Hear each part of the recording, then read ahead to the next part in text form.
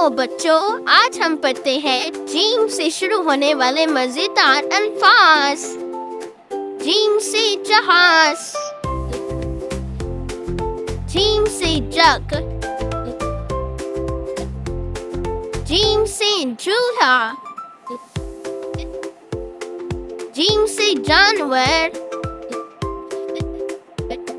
Gym से जूता, gym से जलेबियाँ। चलो बच्चों, अब एक बार फिर दोहराएं।